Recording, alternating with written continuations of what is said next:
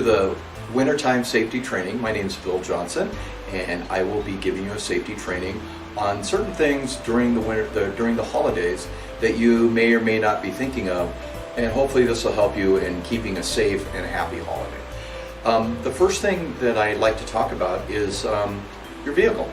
Your vehicle is one of the things you're going to run around. You're going to go get a tree, you're going to go get gifts and things like that. You're going to transport family and friends to different holiday situations, and you want it to be safe and you want it to be running correctly. So I'm going to go through a few things just on your car, just to make sure that everything is, you've checked everything. It doesn't take a long time, but it's something that everybody should know how to do and when to do it. So what I did is I brought my little truck here. It's a Ford truck. I don't know if it's like a 56, 57 Ford truck. Okay, and the first thing you want to do on your truck, on your car, is take a look at it on the outside. And what I say on the outside is just walk around your car and check the tires, okay? And then also check the spare to make sure your spare is up, because you get a flat, spare's no good if it's flat. And then if the tires are low, put them up to they call it the PSI, pounds per square inch. Put them up, and it says on the sidewall how high to put them up. Most of them are 30 pounds, 32 pounds. Some of the trucks even go higher. Mine goes up to 80 pounds. So check the sidewall, and that'll tell you what to run your car at, okay? So you want to check that. You want to check if there's any damage to your car or anything like that that's going to rub on the tires and things like that, on the fender wells and things like that. You also want to check your lights, okay? I want to check my headlights to make sure they're working properly, and my blinkers on both sides to make sure they're working properly. And then you want to check on the back, you want to check your running lights. When you have your lights on for your headlights, your running lights will be on. And then you also want somebody to push on the brake, make sure your brake lights work. You don't want to get a ticket for just having a brake light out, and it's just an excuse for somebody to pull you over. So let's try to keep those brake lights up and running, okay? And then you also have blinkers on both sides of the back too, also. So then that's pretty much the outside. Just check, the glass, make sure it's all intact and nobody threw a rock through it overnight or broke it or whatever. Okay, so just make sure it's good and safe for you. Okay, and so we've checked the outside real good. So now we want to go on the inside, and there's a lever on the inside of your vehicle, and you open the door right here, and it's usually down right below the steering wheel, and you'll see it. And I want to pull it, and it'll just be like a handle like that you pull, and it'll have for your hood. Okay, it'll say hood on it. You pull it. And a lot of people don't know where that's at, but it's right usually below the steering wheel or just on this side as you get in. Okay, and what that'll do is that'll pop the hood and open that for you. Okay, and then sometimes they'll have another lever down here, and then you have to move that over a little bit, and then that'll release and open it up for you. Okay, so what are we talking about for the engine compartment? Biggest thing that people talk about is the oil, usually. The oil is the blood of the car. Okay, without oil, your car or truck will not run. So you need oil for sure. Okay, so check the oil, make sure it's up, to a good point. Okay, the other thing is, the next thing that most important that I think is the water level. Okay, radiator fluid. Most of them have a reservoir on the side, and you want to bring it up to not minimum but maximum if you can. Okay, anything that's overflow, it'll overflow out, so don't worry about overfilling it even. But make sure you get it at least to that maximum level, and that keeps the engine cool. Okay, we don't want to overheat our car. Okay, so that's one of the biggest things. Some of them have automatic transmission fluid. You might want to check that. There's a way to check that. You have to. It's usually running, but in park you can pull that and check that. It'll tell you how to check that in your manual, or you can check it a little bit different way. Brake fluid is usually on the wall of they call it the firewall of the truck itself or car.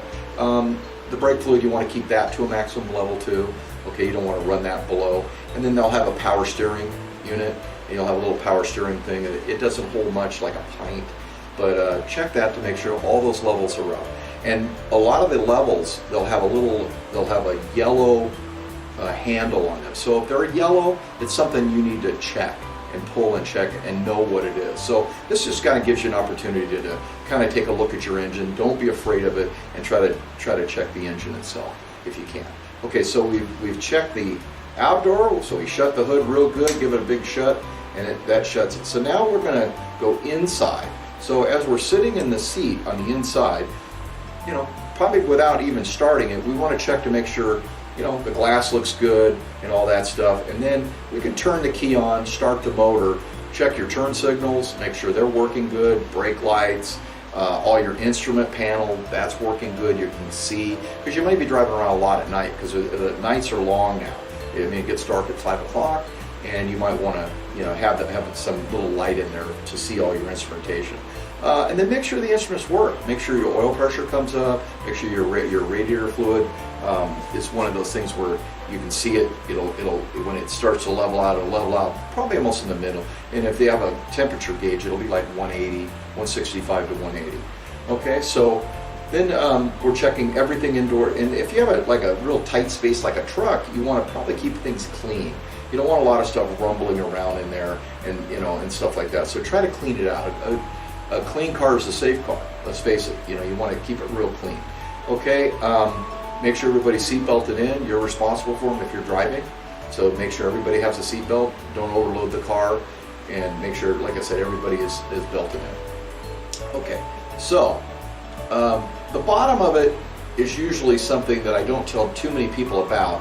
But it does have a drivetrain, and it has an exhaust and stuff like that. It's not something that you need to be concerned about, but if everything's running properly and stuff, all this stuff underneath should work like it should, okay?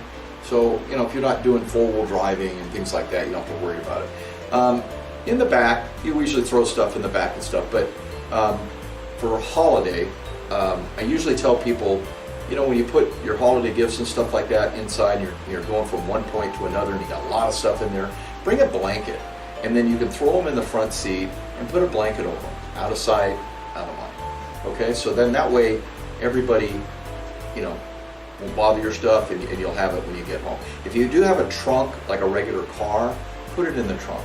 That's the safest place you can put it. Just put it in the trunk, lock it in the trunk, and then go about your shopping, and then you can get everything out when it's good. Okay, but the biggest thing with a car, make sure you have gas. I mean, that's a huge thing nowadays. We all want to have gas. We don't want to run out of gas. But if you need help, you know, there's AAA and stuff like that. So anyway, so I wanted to bring this out to just show you that there are things that you should check, and it doesn't take long. But the like I said, the tires, the spare, under the hood, very important. Very important. If you can keep that stuff running, you'll have a good, safe time when you're picking people up, picking friends up, family, getting gifts, going from point A to point B, hauling your tree back home, and things like that. So I just want to make sure you keep your tree. Everybody, mostly everybody, gets a tree for their for around the holidays, and picking out the tree and, you know, taking it home and all that stuff. It's an involvement, okay? And so what you're doing is you're picking out an organic plant, and they're cutting it off, and you're taking this thing home, and you're putting a dead thing inside your house. Okay, yeah, it doesn't make a whole lot of sense, but we do it. It's a tradition, and everybody usually does it. So, so when you're picking out a tree, like at a pinery or a nursery, or you're even cutting down your own, pick one out that you know, shake it, make sure the needles aren't just falling down, because that means the tree is more dead than alive internally. We want to make sure that it's still healthy, and it can sustain a long period of time without being in the ground or being, you know, watered and things like that. So what we want to do is, when you get the tree, on the base of the tree itself, where you're going to put it in like a stand, you want to make sure you cut that off a little bit, even at the pinery, and they'll do that for you if you buy it at like a lot or something like that. They'll take a chainsaw and then cut off about maybe 2 inches or something. What that does is that opens up the bottom and allows the water to be sucked up the tree, and it keeps the tree fresher for a long period of time. Okay, so what you want to do is have them cut that off. When you bring it home, put it in your stand, inside your house. Put that in your stand, fill it with water, and then they also make a solution. They swear by it. They say it's like a solution that goes in the water, and what it does is it allows the tree to last even longer. It's a solution that goes up into the tree, and it gives it more nutrients, and it allows the tree to last longer. We don't want the tree to go brown on us or something like that, or the needles start falling off too soon, around our gifts and things like that. Okay, so that's the biggest thing on the tree thing. So with the tree, once we have it in the stand, it's sitting at our house, and it's over in the corner, and we're gonna now put bulbs and keepsakes and things like that. We're gonna hang them on the tree, all over the tree. You could have a little tree like this, or you could have a big, 12-foot tree. But either way, people put a lot of stuff on these trees. And so the biggest thing is the most dangerous, I would say, is the electrical that you put on the tree. You wanted to use indoor lighting. Okay, they're a lower wattage, and so most of them now are made out of LED lights, and so they don't put out a lot of heat. That's something we don't want. It dries the tree out, so we don't want to dry the tree out as quickly as possible. So we try to use indoor LED lights if you can, and you string them. You can string them from top to bottom, and then that way the cord is coming out. So you usually start at the top. You put an angel on the top, plug that into the strand, and then wind it around the tree until it goes to the very bottom of the tree itself. So once you get it to the bottom, you got to think, okay, how much do I have on this tree as far as how many strands, how big is the tree, because it could take 3 or 4 strands, and then where am I plugging into? Am I plugging in directly into the wall? Am I plugging into a timer and then into the wall? Am I plugging it into a power strip and then into the wall? Be careful, just make sure when you turn it on, touch the cord if it's on a little bit, and then see if it's hot. If it's cool, it's probably okay. Okay, but if it is hot, there's probably a reason for that. So it's putting out a lot of power and things like that. So we want to try to keep our tree as safe as possible. So we're trying to keep it cool.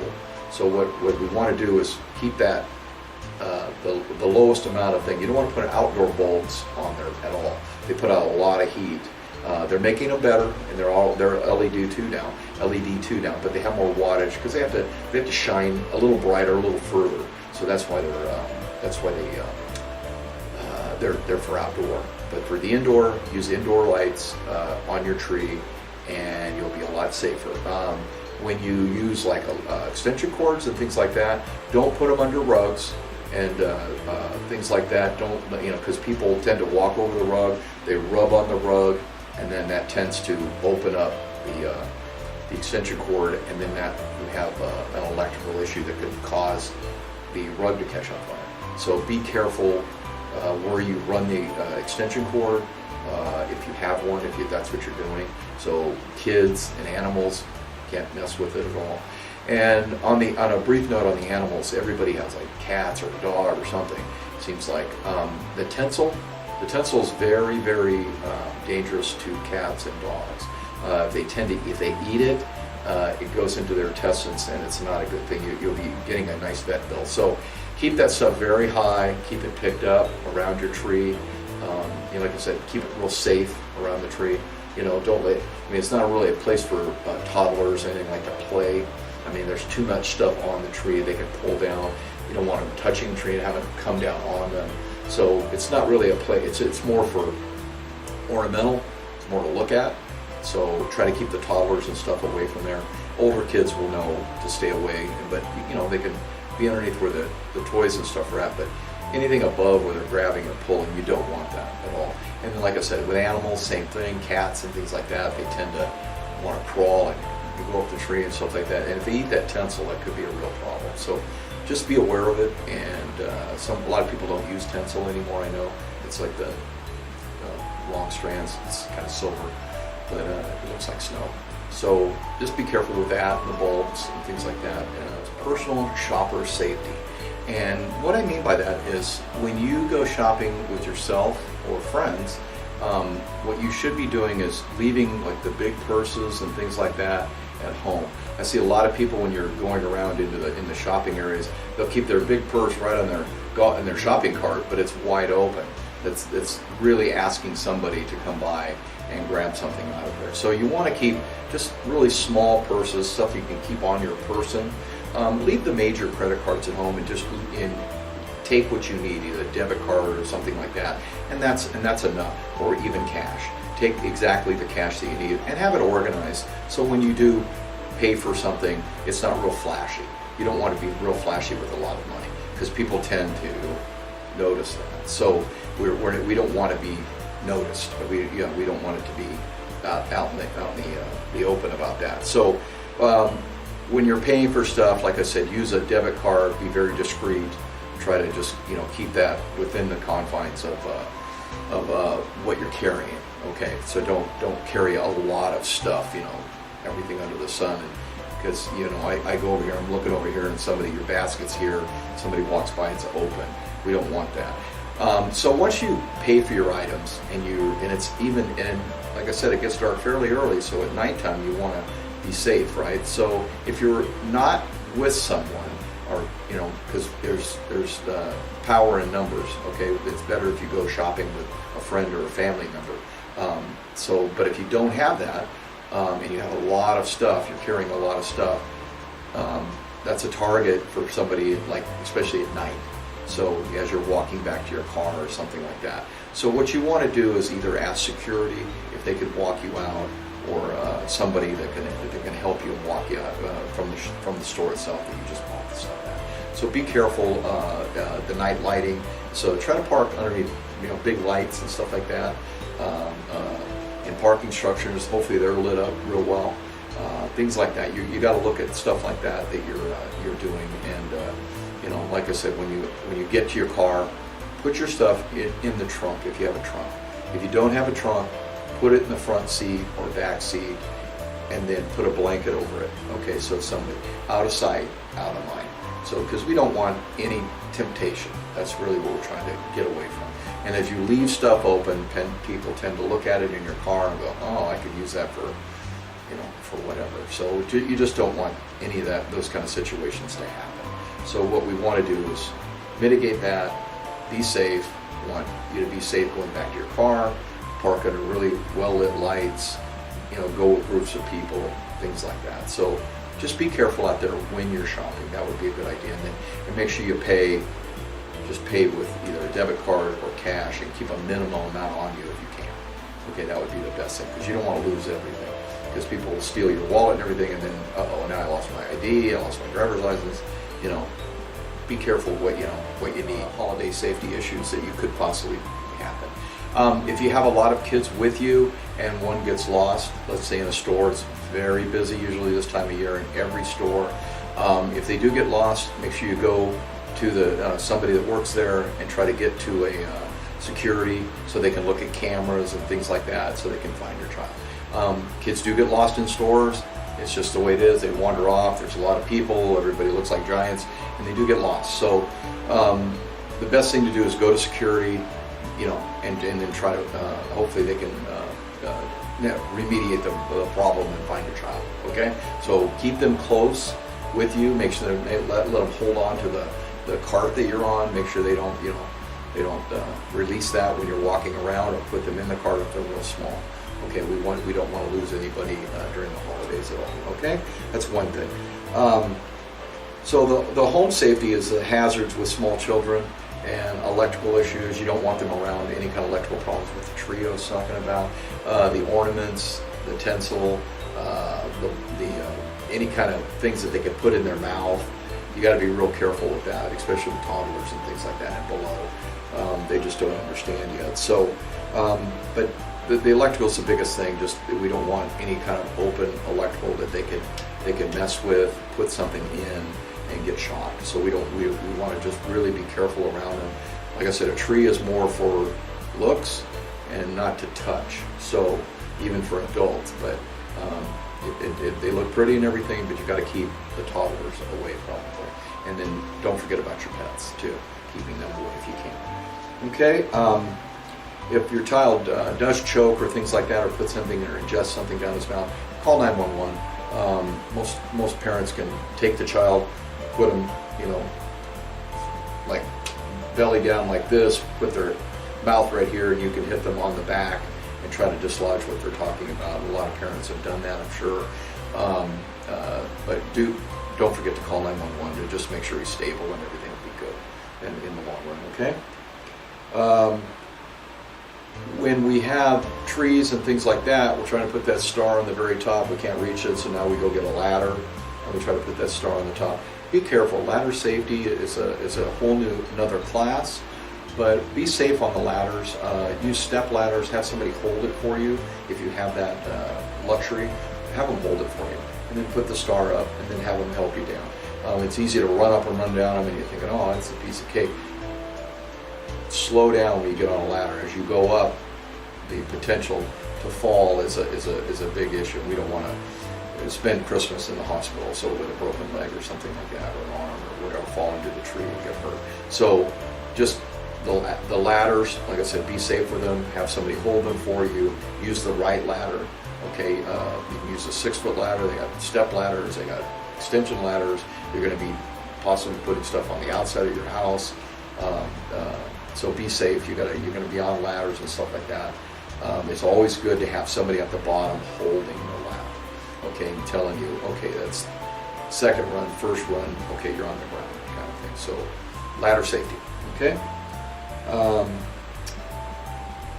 The last thing is food safety. A lot of people bring dishes to parties and things like Christmas parties and things like that, and they're dairy based or egg based. Those kind of things go south really quick. People can get sick if they're laid out too much. Sometimes they'll do like an ice tray and then put them on top of it. It keeps it cooler for much longer, and the food will last much longer. But sometimes you go to these parties and food's laid out and they're not like that. They're not keeping everything cool. Be careful what you put in your mouth, because the food will go south real quick and it can make you sick. So just be careful what you eat, when you eat it. If they just put it out and it's cold, probably okay. But be careful with the stuff that's been out a while, and you'll be, you don't want to be eating that kind of stuff. Just make good choices, I guess is the word we're looking for. Just make real good choices if you can. Okay? And I think that's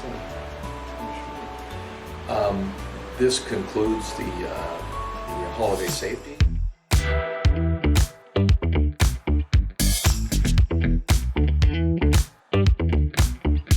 Be mindful of when, and we might have to share, there are duplicates of some scents, so just kind of take a peek of what you want. Start with one at first if you'd like, or 2 scents that you know for sure. But mainly, what you really want to pay attention to is the drops. So you'll be able to count them and see them as long as you're not dumping it and pulling it over. You just kind of want to go slow, and you'll see, and just count. It's a nice time to be more mindful and more present. So you just want to count in up to 15 or up to 20 or 30, depending on if you're doing 1 scent or 2 or 3. 1, 2, 3, 4, 5, 6, 7, 9, 10, 11, 12, 13, 14, 15. Okay, you saw how super simple and easy that is, but again, it's a mindful process. So you want to make sure that you're really counting and looking through. You don't want to pour all the way. It's just like kind of light halfway. And so you want to try your other 15 in there. Like as we're still picking them, I kind of just want to show you guys the next step so we can get your line is. That's where the witch hazel is going to go. So the line is going to be where the witch hazel goes, and then the rest will be for the distilled water. And so sometimes if we don't put enough oil, I just love them. Like, they always smell so good. I can't. Ooh, that smells good. Hold on, we want all that. Okay. Bottles, because when we do plastic, let me get a pic of you guys. I got my picks. It's like got I'm your really struggling mix? to pick Yeah. a mix. Okay, you got yours, girl. What you get? Let me see the combo. Lavender, geranium, and eucalyptus. Ooh, That's okay. exactly- 10. You could even 10 do each. 10 of each, good. and then see how do you feel just about want the that. bubble. And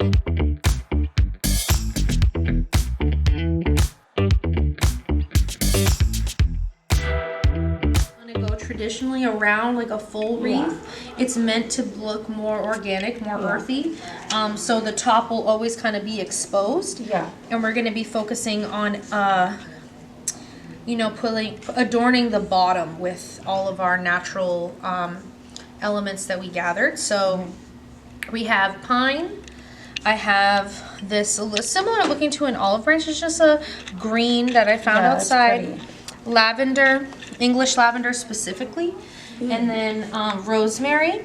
And I have these dehydrated oranges and limes that I have some more as well. Yeah, they're really, not only do they have a smell, but they also are really beautiful. Like they add just like a really nice element to All them. those tones together is pretty. Yes, and so basically what I like to incorporate those at the end, and I'll show you how to add everything, how we're gonna kind of stick things through, and also use pipe cleaners and twine to wrap and kind of hide so we don't, you're not gonna be seeing it.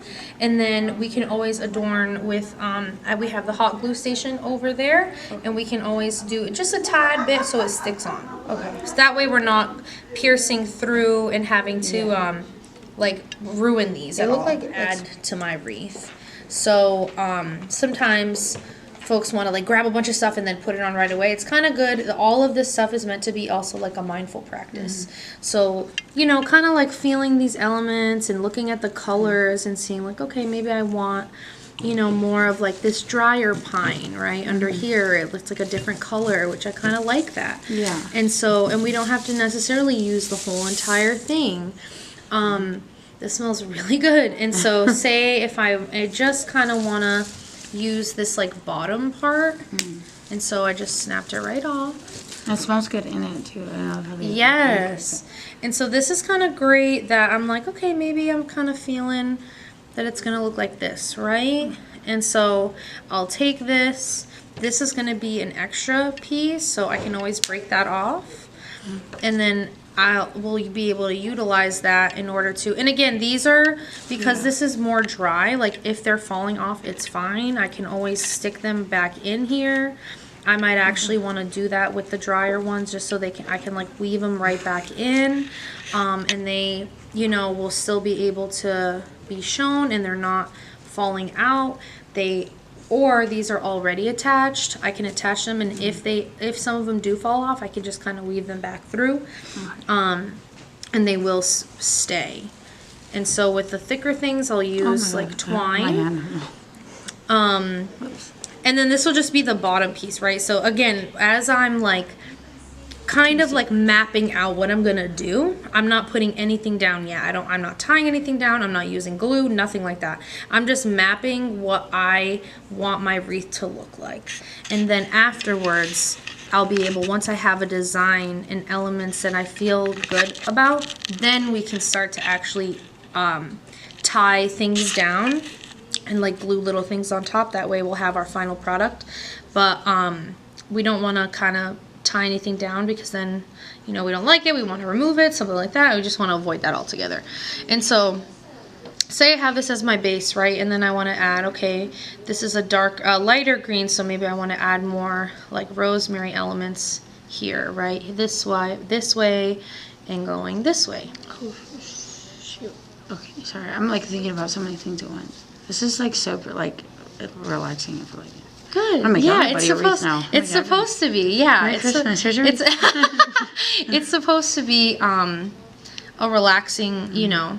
So okay, I like that, and now maybe I'm like, okay, let me see. I like lavender mixed with rosemary. I like those elements. And do I want like a some long flowers one. on there? Like a long one, you know. Yeah, and so even look like these, yeah. I love these. Yeah, even like just as those, single, right? yeah. So just kind of like popping out real like quick, like pretty. Yeah. Looks so organic, flowy, like a and look, singular one on back. each. Pretty. Yes. Now I can actually decide, okay, I'm ready to tie some of these on, right? And so I have it laid out. Let me take this apart because these are going to go on top. My base is going to be the pine. So if my base is going to be the pine, that's the first thing that I'm going to want to attach to my grapevine. So or no, has anybody seen it? No. Well, the Eggman has like a mustache like this, and it looks just like it. Like you say that. I like using the pipe cleaners too. Not only are they brown, so they can kind of hide a little bit, but you can also like tighten them up. Yeah.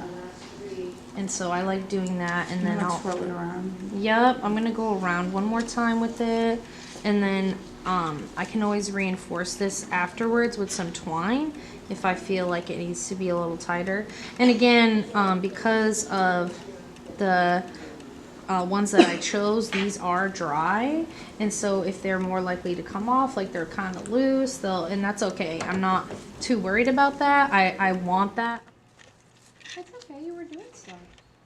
But then I feel bad because he has something he doesn't. You know what I mean? Like Christmas pajamas. Oh, the Christmas ones. So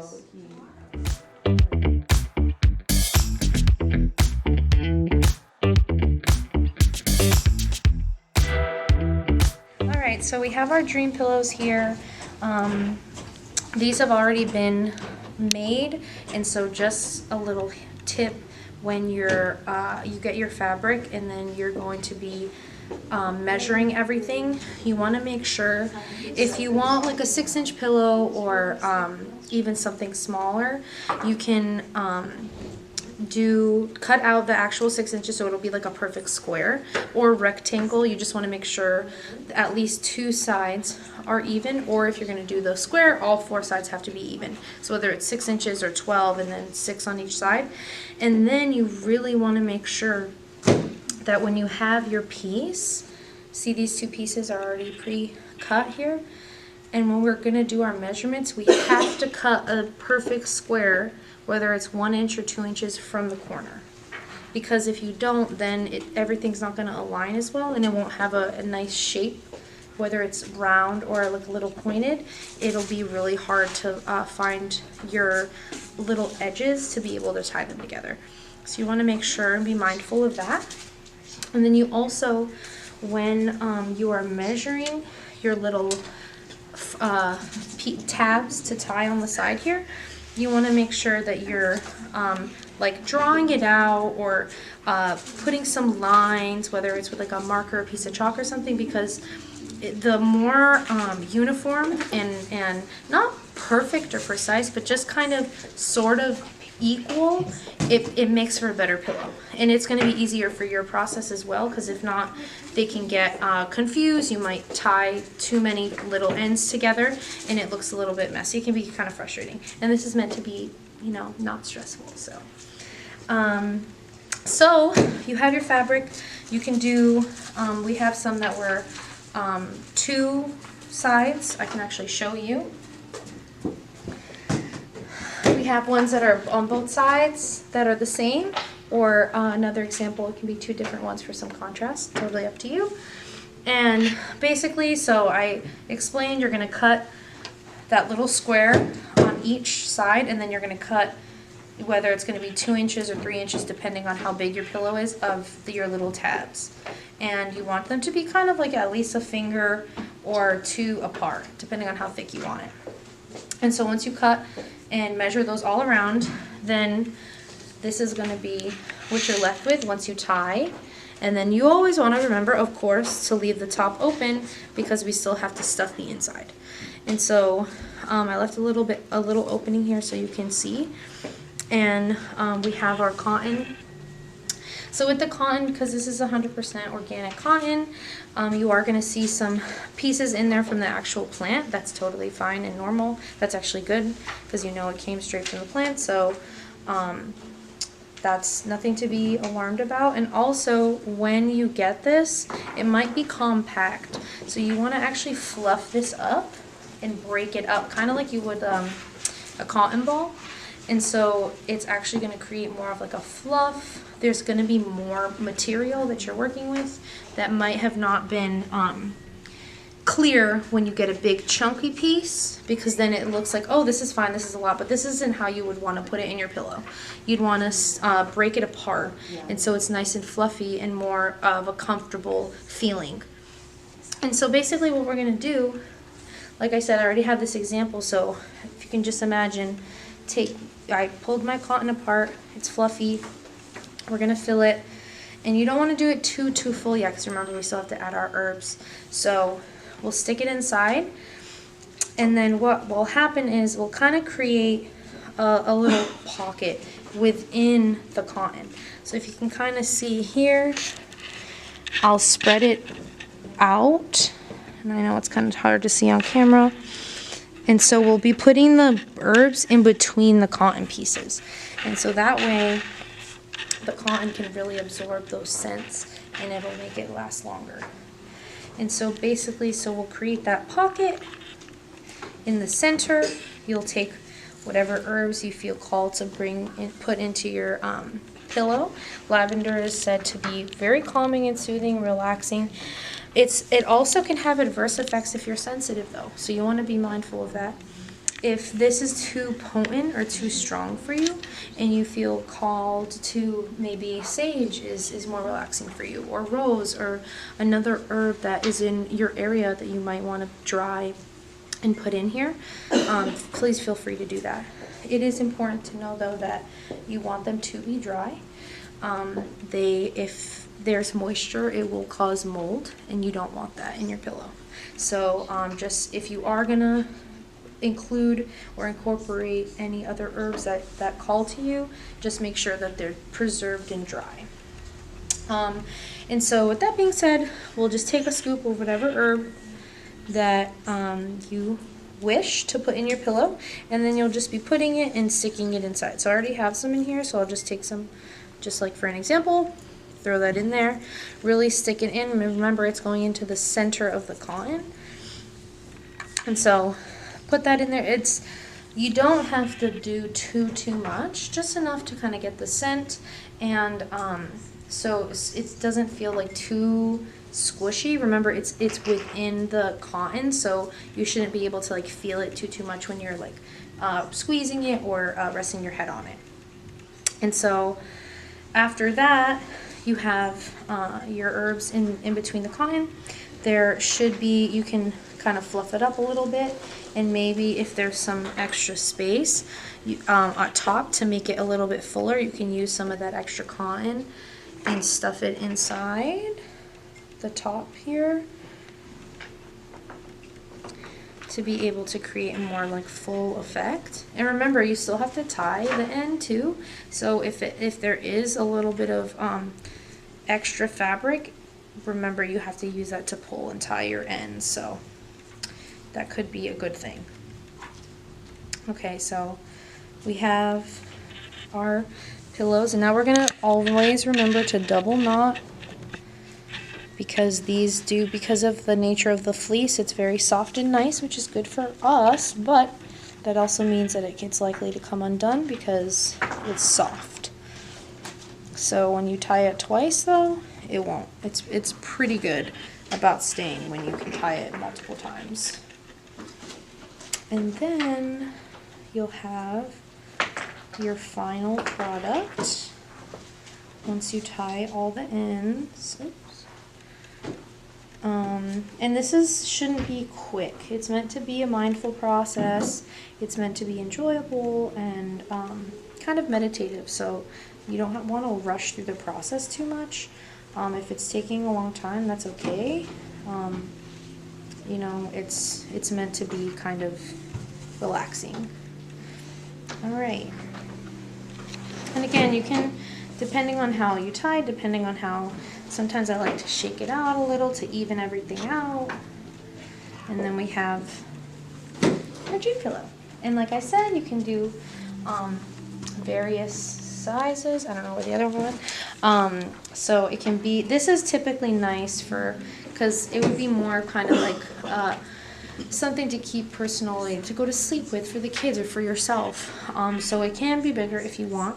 You decide what size fabric you want to use and everything. But there you have it. It's really simple, and I hope that this is a fun activity for you and your family, and that you get a lot of ease and meditation from this.